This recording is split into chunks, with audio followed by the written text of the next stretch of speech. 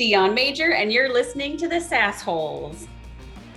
Welcome to Sassholes. With a combined 100 years of making interesting decisions, Jamie, Justin, KG, and myself, Pete, are dedicated to helping sales leaders or aspiring sales leaders accelerate revenues with our no bullshit approach to sales leadership strategies and tactics. Please subscribe on our YouTube channel. Subscribe. Go like this, guys. Boom, boom, boom. It's a difference between 3 people and 3,000 people partaking in this knowledge. Today, our guest is Dionne Mejer. Dionne is the CEO and founder of Inside Sales by Design, founded by Dionne in 2014 for those that want to build an inside sales team the right way the first time. Inside Sales by Design is also for those that want to transform their current team from order takers to sales gurus, from ho-hum to going out of their way to delight their customers and prospects. Dionne does this by creating and optimizing your inside sales infrastructure and then onboarding and coaching your people to use and operate within this new system the most effective way possible. But before we get to Dionne, we got some Patreon love to dish out.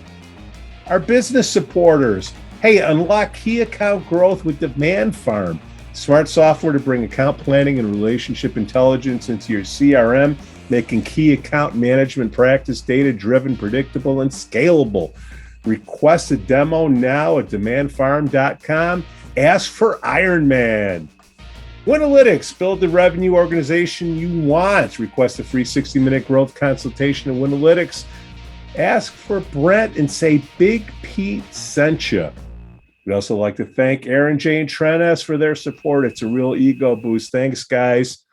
And for all of you out there, again, if you have the means, visit us on Patreon/Sassholes.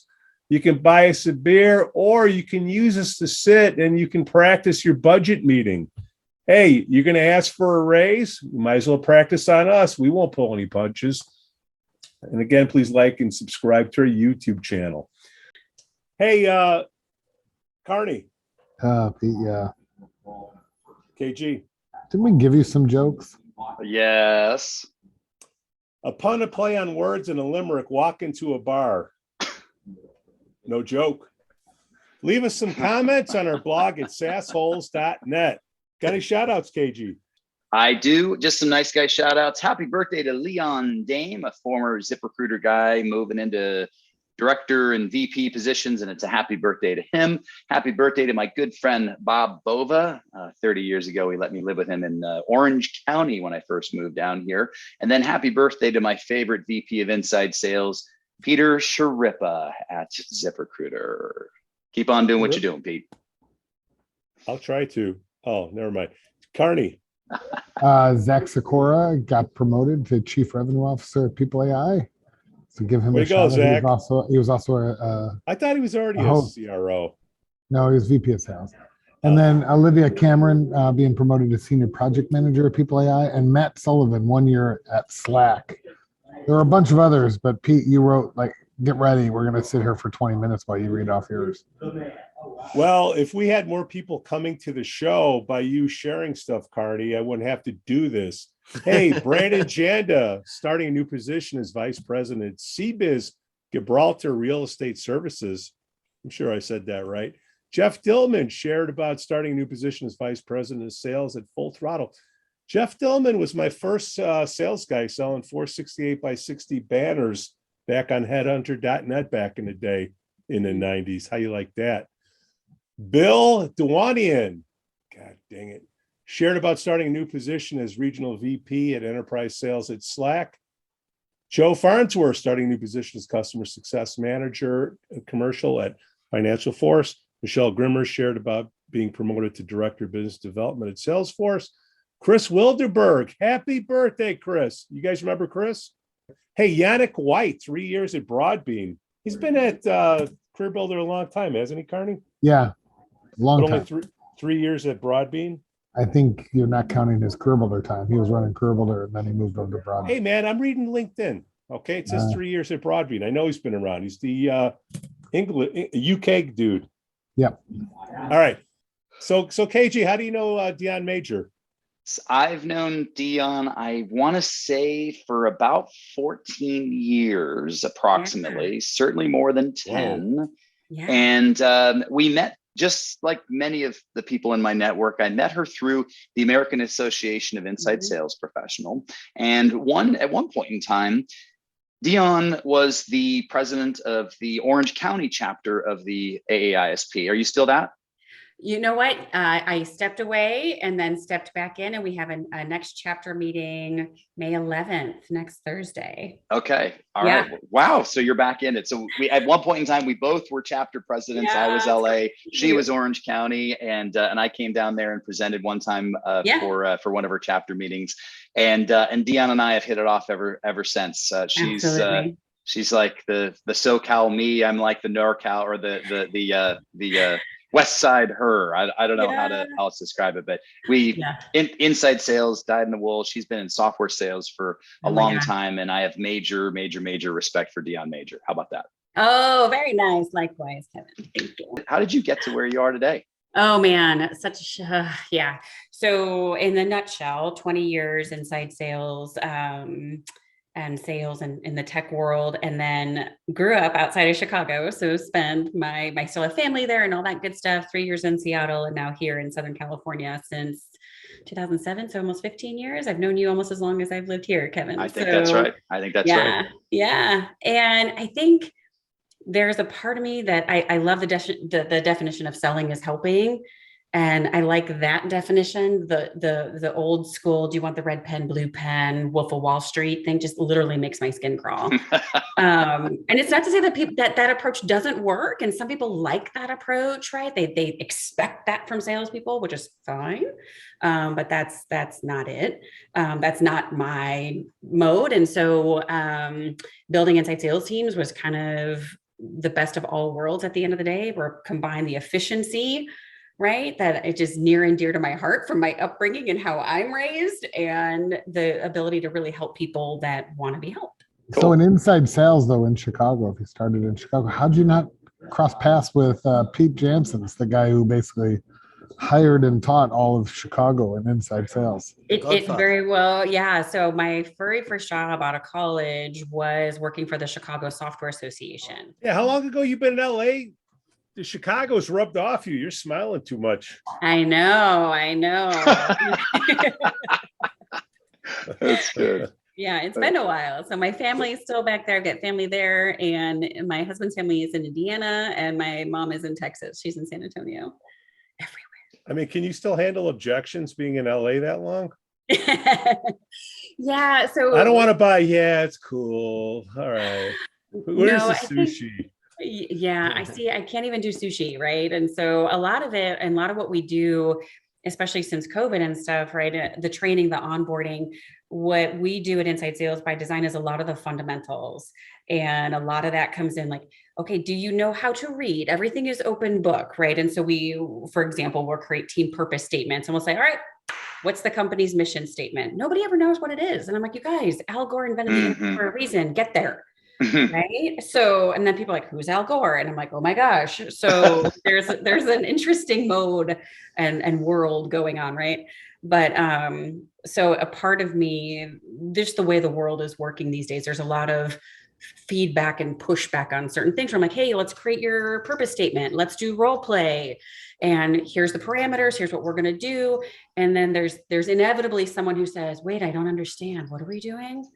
And I'm like, you're the one who thinks you're all that in a bag of donuts. So we have to kind of untangle and go through the breakdown to get to the breakthrough. So inside sales by design, companies are hiring you. That's sort of how you guys help. You break down their inside sales. Do you set it up, or do you analyze what they're doing today and how they can be more efficient? How does that work? Yeah, we do both. And so we have a scorecard that we work with folks on. And again, just to kind of get people aligned on thinking, and it's a good starting place. Like, here are these 7 things that we should think about, everything from a team purpose statement to reporting. So we teach concepts. We teach it in such a way where it's from a teacher perspective. We are introing, teaching, and applying. And then we walk through our learners saying, hey, right now you need to learn, create, and execute. And those line up. So we kind of have a teacher's edition, and then we have the student edition at the end of the day. And that's all in a book coming out at the end of the year as well. Go ahead. So it's more like enablement, like inside sales enablement. It is, absolutely. Gotcha. Yeah, which is really interesting you say that, because what we're seeing in the marketplace from a trend is exactly that, where organizations are starting to pick up on they need sales enablement. So we're really at this fun juncture of turning into almost sales enablement as a service for folks. Yeah, I think enablement is probably the most underfunded, Yes. Misappropriated used. Half the enablement teams out there are former salespeople that just say, "Hey, this is how I sold." They don't Yeah. really Yeah. enable people besides just the blind squirrel will find a nut eventually mentality. Hey, success. Yeah, you can't replicate that. So yeah. Yeah, and I've always been confused. Help me out here. What's the difference between sales enablement, sales training, onboarding, and coaching? Those are all separate things. And nowadays it's like the word du jour, sales enablement. It sounds so nice and snowflakey, but what's the distinction between, training and coaching and onboarding? What's the word enablement mean? Yeah. And, and I think there's a lot of confusion and ambiguity, right? And so that's one of the things we do is let's level set on some definitions. And so when we talk with folks, it's sales enablement is the umbrella term. And underneath that umbrella is all of the components and the difference between there's a difference between training and education. So education is when we are teaching, training is when we're doing. So before I go learn a new exercise at the gym, I'm going to do some education. I might find a YouTube video. I might ask around. I might understand it. I might study it to know what I'm doing so I don't go and hurt myself. Right. And then training is when I actually go and do it. And if I need help to make that particular motion more effective, or maybe I hurt myself, I must be doing something wrong, then I'm going to go and I'm going to get a coach. Right. So enablement is an umbrella term, right? It's like a house. I have a house, right? But in my house, I might have a bedroom. So I'm going to go sleep in my bedroom. I'm going to cook in my kitchen. So it's really compartmentalizing and having a standard definitions for some of those. So that's how we present it and how we roll it out to teams. And so we have the intro, teach, and apply. You're going to learn and you're going to create. And we couch it that way for folks as well. No pun intended with the house. What's the best way to put content together so the people will consume it nowadays? Like how long are the training sessions? How long will they pay attention? You collect all the cell phones at the beginning. Like help me out. Yeah. There's, again, what we always take a step back, and I'm a big John Wooden fan. So we always start with we all need a refresher at certain points. Right. So when we take that step back and we talk about, here's the learning pyramid, and the learning pyramid, the inverted learning pyramid, right? We retain 10% of what we hear and read. And then as you move up the learning pyramid, it ends with participation in an activity, which garners you 100%, right? So that's how we coach individuals to say, when you have content you're rolling out, you need to follow the learning pyramid. Because to your point, KG and Jamie, so many times now I was like, here's a bunch of videos. You're just going to sit and watch videos for onboarding, and then you're going to come out and you're going to be this amazing salesperson. No, because on the learning pyramid, that's at like between the 20, 30, 40% retention rate. So that's how we do it, Pete. We put together content. I have a bunch of it from a fundamental perspective, and there's just so much out there right now. So you kind of go through, you do some content curation. The organization might have some, you standardize on that. That goes into a sales skills matrix, right? So there's a kind of this whole layering process at the end of the day when you think about it. So you have your initial piece, version 1 through version 401. What's it called? A reverse classroom? Like the kids that are taught in school today. I mean, you do all the homework, you do watch the videos and all that stuff, and then you come in and you apply it in the classroom. Is that what's going on in sales training today, or am I off base? No, I think that's true. We've all sat through sales training that has really, really, really sucked and been terrible, right? We're onboarding a team right now where one of the individuals just sat through 30 days of being talked at. And that's just not how that works. We're sales professionals. We talk for a living. They have to talk.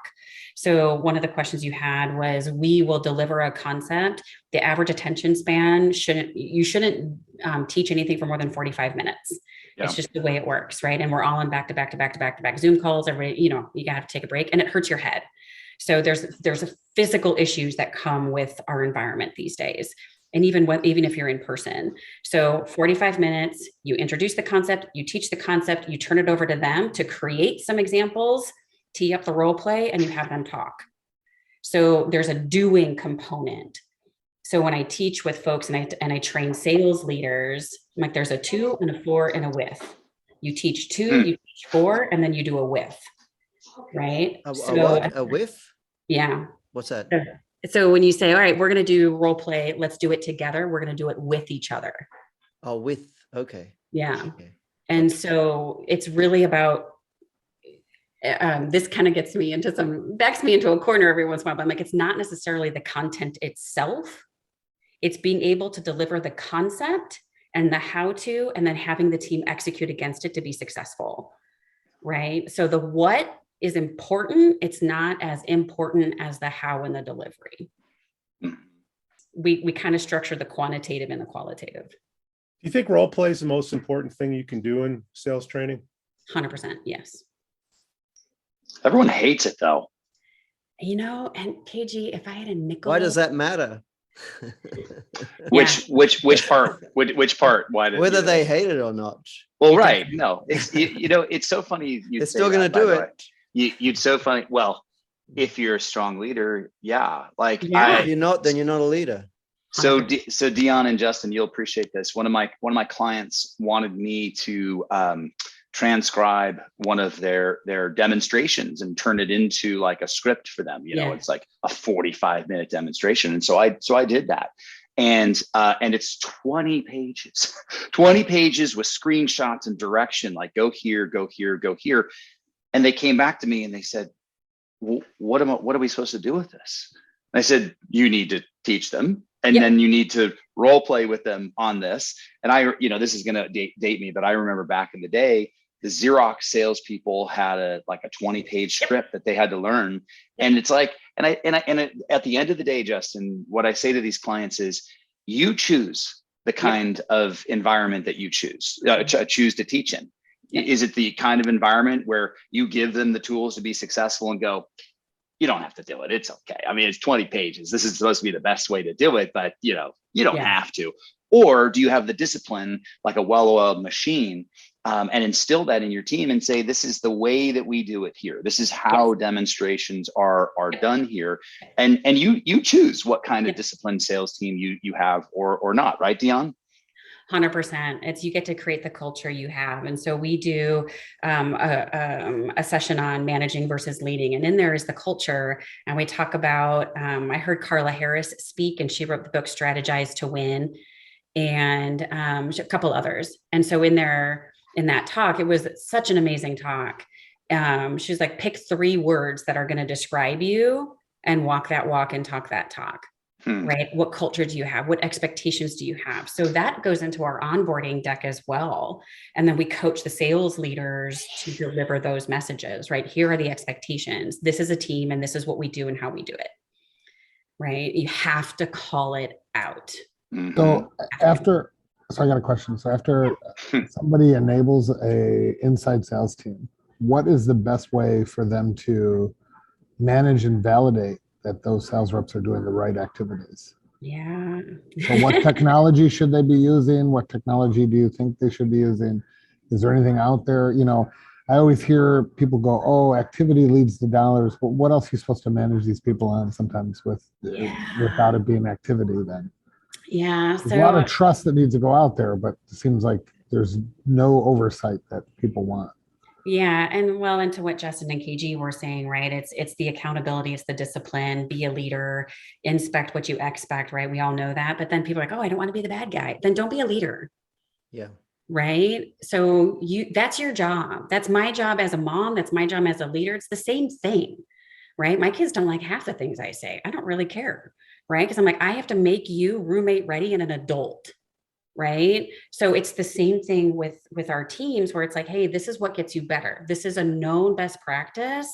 This is what needs to happen, right? And so I think, Jamie, to your point is once you start putting together your expectations, right? We always like, oh, hey, show me your KPIs. And for the love of God, stop measuring everything, right? That's ridiculous.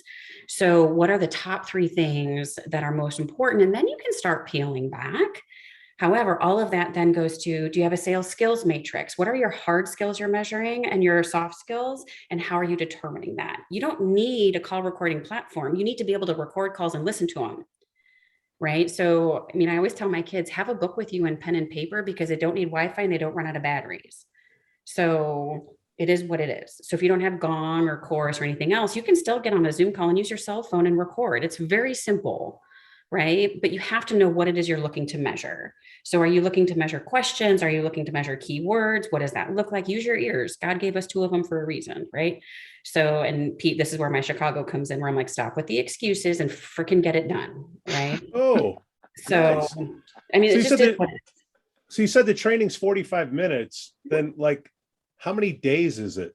Yeah. So initial onboarding should be anywhere between 2 and 4 weeks, right? You want SDRs on the phone by the end of week 1, and it's going to be a train wreck, right? And so, and that's okay because you want to be able to teach and then apply, right? And so that's where you have your sales skills matrix. You need to have a scorecard, right? And so, Jamie, to your point, you do peer review, self review, and manager review, and you kind of triangulate some of that. So don't do one-on-ones that are only pipeline reviews all the time. You need to do those one-on-ones and we're going to do coaching and we're working on this specific skill. Get very specific. Right now, we're listening for questions. That's all we're listening for. We're listening for questions and the response from the prospect. So if it's 2 to 4 weeks, you launch them into the field, and then when do you bring them back? Because that's when they're really going to listen to you. Yeah. Right. Yeah. How many of us have had that experience, right? So I agree with you on that. And so we encourage an ongoing education calendar where if you say, okay, we're going to onboard month 1, week 1, and we're talking about prospecting and asking questions, month 2, week 2 is revisiting questions. So it's just an evergreen calendar that rinses and repeats. And I could never afford any of these Frankenstacks that you guys are talking about. The only thing I could do was rig up a chat bot because I was trying to capture all these questions that were being asked so I could get a list of FAQs. Because if, I had a trainer that worked with me and I said, hey, if you could just eliminate these reoccurring questions and then do a training based on the most common ones, that's what I expect out of you in training. Like, how do you capture and record that stuff after the first 2 to 4 weeks?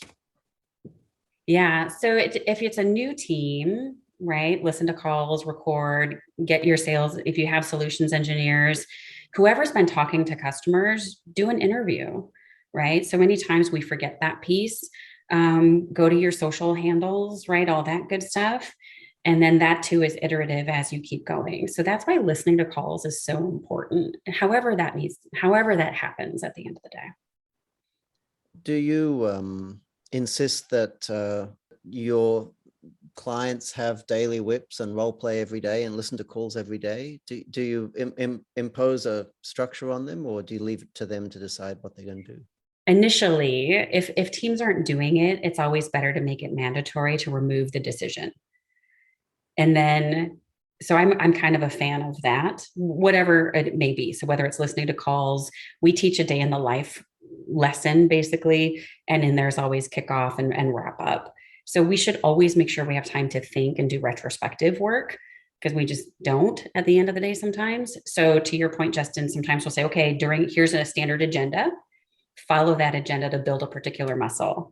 If you feel you don't need to do that anymore and you don't need to listen to calls every day, then maybe every other day, listen with a friend. There's a variety of ways, but listening to calls is the non-negotiable. How you end up doing it after a while is negotiable. I'm curious. I don't see inside sales teams other than the ones we build. I'm curious how many sales teams don't have a daily sales meeting and or don't have daily role playing. Does that happen? Yes. Okay. Yeah, I think to what Kevin was saying is there's a lot of, you have a choice to make as a leader. You're going to either, really be a leader and train and coach and establish that rhythm and cadence and that culture, or you're going to say, here you go, bye. And so there's both. The analogy that I always use with people is, when you go to the dentist every 6 months, what does the dentist always say to you? Justin, have you been flossing? Every time. And you're either in this category of people who floss on a nightly basis, sometimes twice a day, or you're in that category of, no, but I know I should. And there's like 90% of the people out there, Justin and Dionne, I'd love to hear what your thoughts are too, like that they just fall into the category of, I know I should do it. It's just too hard and I always forget. It's like, fine, I'm going to kick your ass then. If I have a team that's flossing their teeth regularly, I'm going to kick your ass. I think a problem is careless structure of management. The problem we see, particularly in smaller organizations, is you have these people who are called sales managers.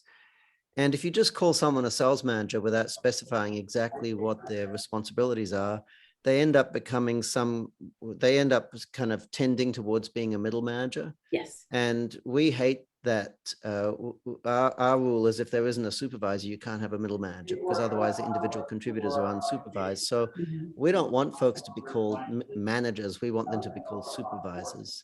And I think the implication of that is if your job title is supervisor and you're not walking up and down the line, listening to calls, running daily sales meeting, role playing daily, then at least it should be obvious to the universe that you're not doing your damn job. There's a lot of that for sure. And, it's funny, what's obvious to us, Justin, is just not for so many people. And I can't tell you how many sales leaders I've talked to who are like, I told them once, why do I have to keep repeating myself? And I'm like, oh, you don't have kids, do you? Okay, here, let me break it down. I suspect part of the problem is introducing too many trendy words like leader. I hate that word. Like these people aren't leaders, they're bloody supervisors. Right. Like they're not, this is not Winston Churchill we're talking about. He was a leader. Yeah, absolutely. Like why would we? I mean, I think it's perpetuating the problem. We need to find someone who's a good line manager. On the shop floor, we'd call them a foreman. This is not a leader. Jack Welch is a leader. Elon's a leader. This is a supervisor. Yeah. And we're giving them a license to run amok. And it's not helping them, and it's not helping the poor individual contributors who are unsupervised. Correct. So Dionne, who brings you in? Because some companies, they're kind of insecure to bring somebody else in, because if I have to bring in this consultant, why am I paying this leader something? Like who has the guts to do that? What level? Yeah, so it really depends on the person, Pete. But to your point, it's anywhere from a VP, CRO, COO, right?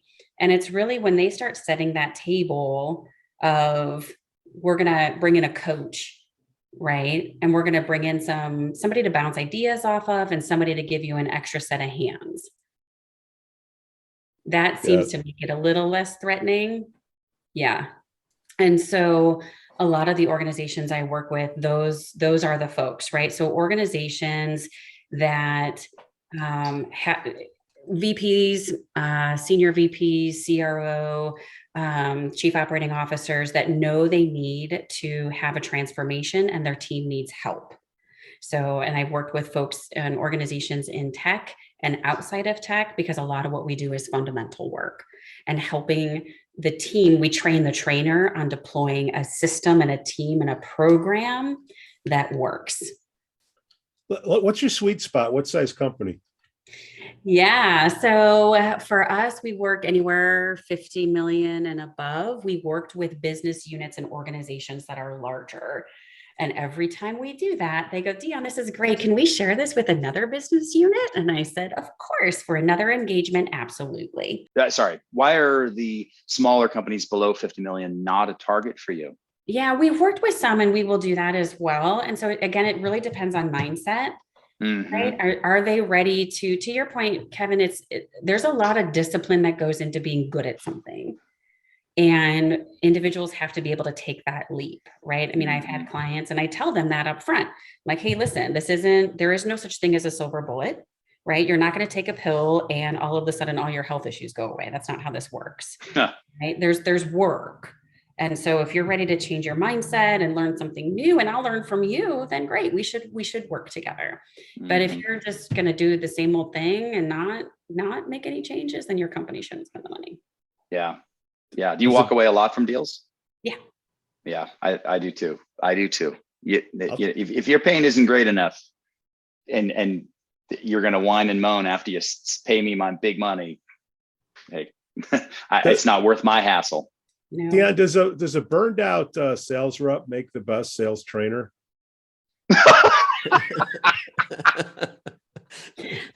I don't know. I don't think so. I'm missing the joke. There's no joke. I mean, a lot of companies do that. They take somebody that they're too scared to fire and they say, oh, well, you've been here a long time. You're not motivated anymore. I'm going to make you a sales trainer. Yeah. And that's crappy for everybody, right? And we live in such a litigious society and people just feel they can push back and say whatever they want all the time. It's so painful. But people are afraid we're kind of back to the whole leader thing, right? Make a hard decision, have the hard conversations. If you can't do that, then that's a problem. So then who makes a good sales trainer? Yeah. So I think from a characteristic perspective is somebody who really wants other people to be good at what they do, right? And so somebody who likes to study, likes to share, likes to educate, right? Somebody who wants to invest in somebody else with a healthy boundary of, hey, if you're not going to do your work, I can't do mine. Do they have to show success in the field in order to be a trainer, to get that respect from the people they're training? I don't think so. I agree, Dionne. Yeah, thanks. Because at the end of the day, what was your construct was like, learn something, do, or what was it? Yeah, learn, teach, and apply. Yeah, that's all that matters. Like, you want somebody who can then get those goals across. Who gives a rat's behind if they've actually sold before? Yeah. And I've fallen prey. I've made that mistake, myself. The best sales trainer that I ever worked with was a longtime high school teacher. And she was fantastic in curriculum design, getting the point across, certifying the salespeople, and then working very closely with my sales supervisors, Justin, my sales supervisors, to go, hey, look, we taught them on this stuff. Now you need to listen to the gong calls, and we need to like execute on the training once I send them over to you. 100%. Some of the worst sales trainers I've seen are the ones that are like Pete describing, which was they were in sales or customer service. They talk at you for 2 weeks straight, blah, blah, blah, blah, blah, blah, blah, blah, blah, then unleash you onto the sales floor and then go, I trained him. I don't know what the deal is. Well, come on, you're missing the point. Justin's been very curiously quiet on that question. You got any thoughts on that, Justin? In order to train, because they say if you can't do, teach, and if you can't teach, Jim. Well, I think in order to teach, you need to have credibility, and I think there's two ways to get credibility. The ideal way to get credibility is to have credibility that comes from teaching. In other words, if you're a coach that successfully coached a number of teams to success, then that's the best kind of credibility. If you're new at teaching, then it's certainly helpful if you have a track record, even for even where your own self-confidence is concerned. But I think if folks had a choice, they'd rather learn from someone who had a track record as a teacher than learn from someone who had a track record as a doer, but not as a teacher. So I don't think the two are completely disconnected. Yeah, there can be both. I agree. I think it's more about can a trainer recognize the different personality traits and the different learning styles and connect with folks enough to try everything at our disposal to get people to be successful that want to be successful. Right? I mean, that it's a very symbiotic relationship. Isn't that a recruiting thing? You're going to get me going on another. The biggest problem I see is folks aren't prepared to say no. 100%. Like we stole a term from manufacturing. We talk about non-negotiables. We have a list of things that are non-negotiable. You have to attend a whip meeting. You have to put your damn headset on, and just simple things, you know. But a general observation is there are a lot of people in supervisory positions who aren't prepared to say no. That's non-negotiable. You can't do that. And when we put consultants into organizations, the big difference between our consultants and a supervisor who they might be coaching is our consultants say no. Mm-hmm. And it's kind of shocking that you have folks in management positions who aren't comfortable saying no to their subordinates. Well, we live in a society where everybody has equal say. No, they don't. And to which I say, no, let me tell you. So when I tell my kids to do something, I'm like, the only thing you can say right now is yes, mom, and you need to go do it. Because if you keep talking back, you're not going to like what happens.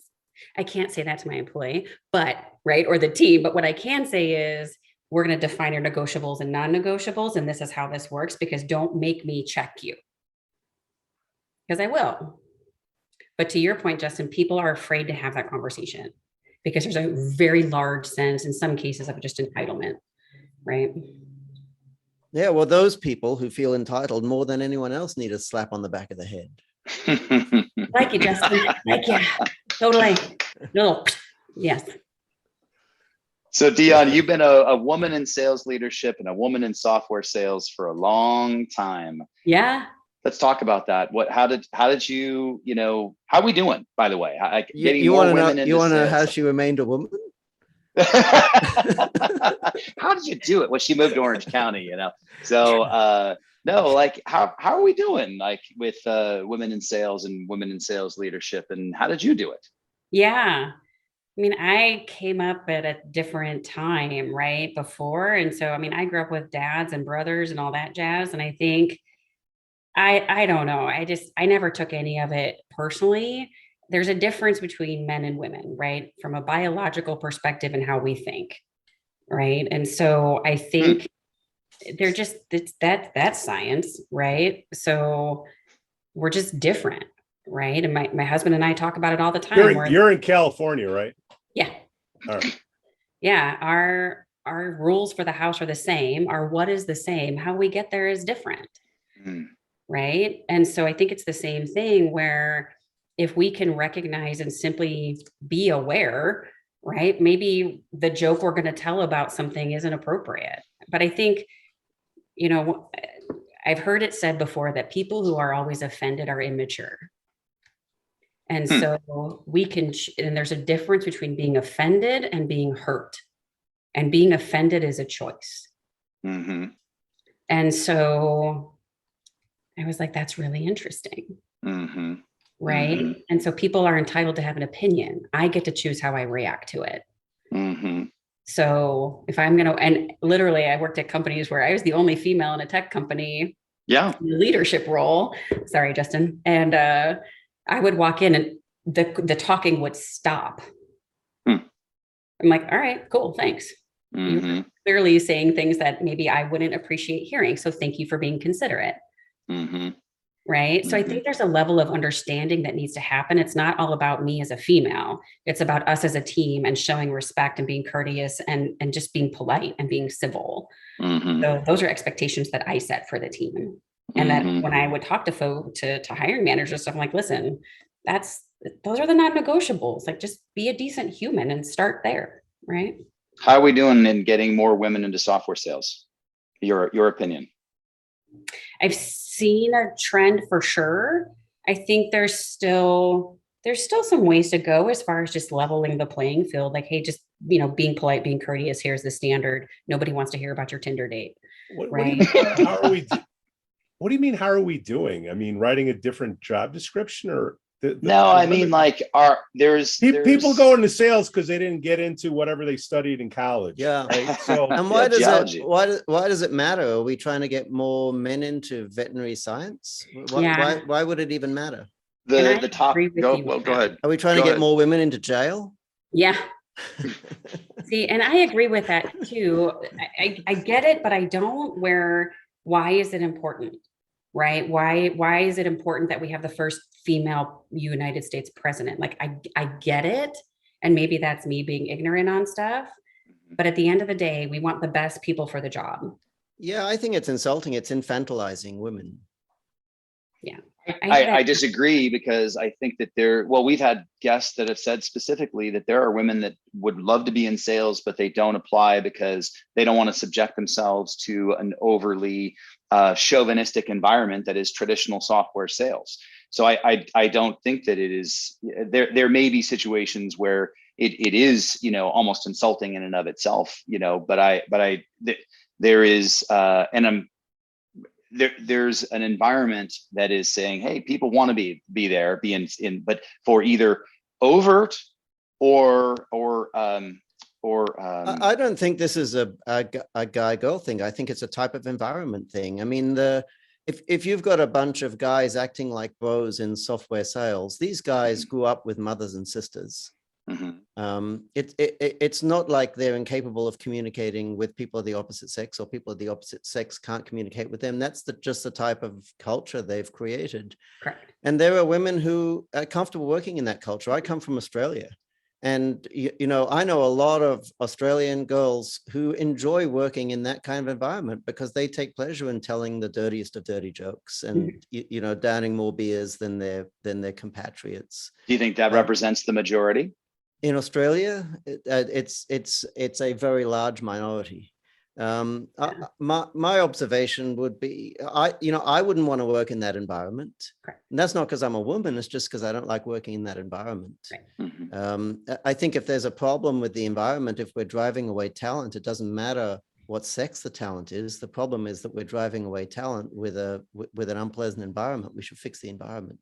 It sounds to me like Dionne is the level she wants to work with. The founder's still leading the company, right? In some cases. Okay. Well, 15 million, I don't know if that's a lot or a little, but the founder's still there, the culture is still there, the values of the company are still there. So when a company gets past the values that originally started the company and they fray from that, that's when companies get into problems. You get into these environment situations. Getting past that, Dionne. I found this on the web. Oh, wait, sorry, Siri. Getting back to teaching, what is the optimal class size like? Because sometimes when you go on hiring binges, you get 100 people in a month, and you'll need a sales trainer for the ups and downs of the recruiting cycle. What's the most people you think in an entry-level training class that one trainer can handle? Well, going back to kind of setup and culture, I think it just depends, right? So if you've got 2 people, sure, that works.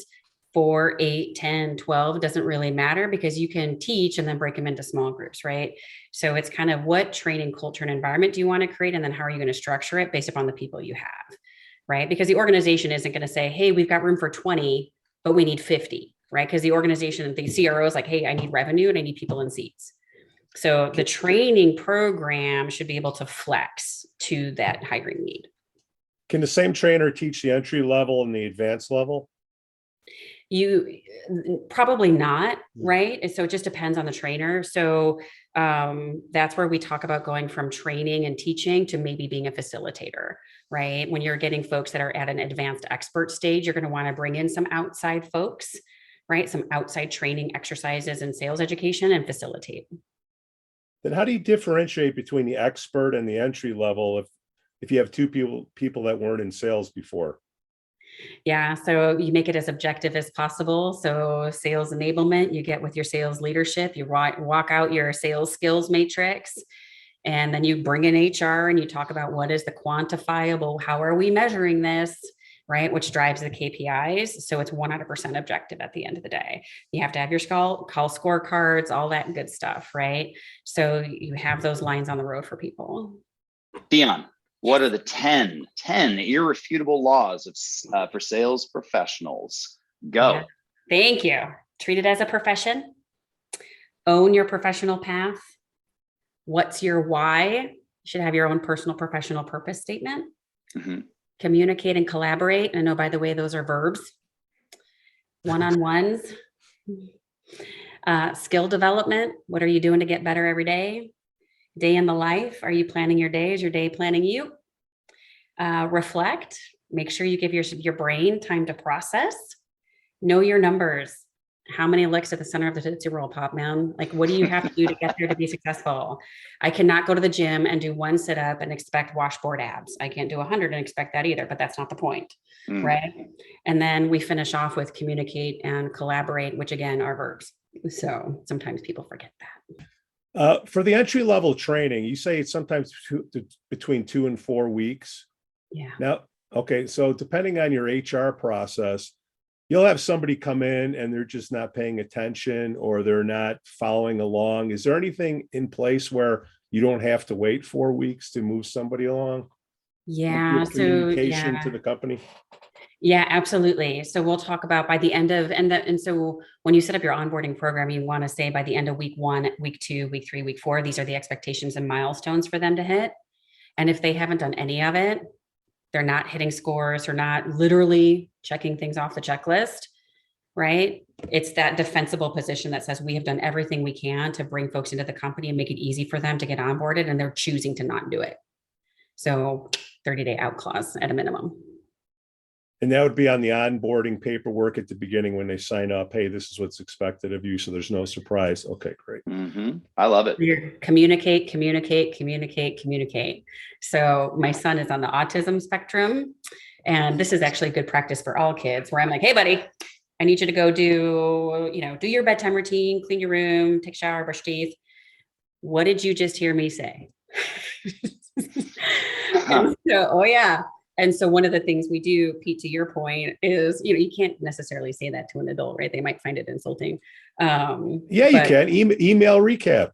We do that too. But so I like to practice what we preach, right? And we talk as salespeople. So like, hey, day 1, we're talking about pre-call planning or we're doing this. So we do a lot of teach backs. All right. So in your own words, what did you just hear? In your own words, what's your aha moment? If somebody started tomorrow, how would you teach them what we just covered? I'm curious how much, what's the mix of prepackaged education and in-person training or consulting? For me or for delivering? For you. Oh gosh, it really depends. So it depends on the client. So we'll talk about, we've got some videos and stuff and we can structure a program and do a lot of train the trainer for folks. And so we'll put together a program like that. Or we can put together a program where I would come in and do more of the leading and facilitating and showing and walking through things for them. And then in that case, they would record those videos and have them in their library for future use. Cool. Dionne, if role plays are the most important things that you can do in training, is vision boards even more important than that, or is that a recruiting thing? Because you talked about the reasons why they're there. Is that something they should do in training, or they should already know why they're there before they go to training when they accept a job?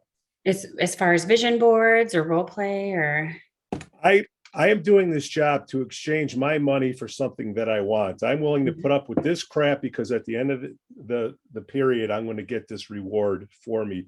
Do they know what the reward is that they want? Is that your job, or is that the manager's job, the HR's job? How does that come into play? Yeah, so that really comes in with their manager discussion, right? So we walk through career pathing, and it's the if this then that component, right? But that's where we talk about, what is your purpose statement? What do you want to do? We have people go through an annual planning exercise. What do you want to accomplish this year? So we try to balance out kind of the headspace components. Like, where do you come December 31st? What do you want your world to look like? And then we start reverse engineering our way into that. Dionne, what's the best way for potential new clients to learn more about you?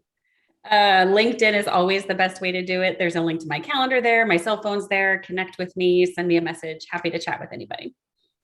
All right. Hey, Dionne, thank you so much for coming on the show. Thank you. Thank you, Dionne. Hey, on behalf of Jamie, Justin, KG, and myself, Pete, we thank you for listening. Hey, if you like what you heard today, please like and subscribe to our YouTube channel. Each new subscriber is like magic fairy dust that turns 30 viewers into 3,000. And then we have some Patreon love to give out from our business supporters. Unlock key account growth with DemandFarm, smart software to bring account planning and relationship intelligence into your CRM, making key account management practice data-driven, predictable, and scalable. Request a demo now at demandfarm.com. Ask for IronMan. So you got to check out DemandFarm if you haven't. Melin's got game over there. Winalytics, build the revenue organization you want. Request a free 60-minute growth consultation at winalytics.com. Ask for Brunt and say, Big Pete sent you. We'd also like to say, hey, thanks, Aaron J. and Trent S. for their support. It's a real ego boost. And if you have the means out there, Patreon/SaaSouls, you can buy us a beer, or you can have us down for an hour and beat you up to go over your budget before you actually ask for your budget. Check it out at Patreon/SaaSouls. Hey, we thank you all for listening. Cue the music.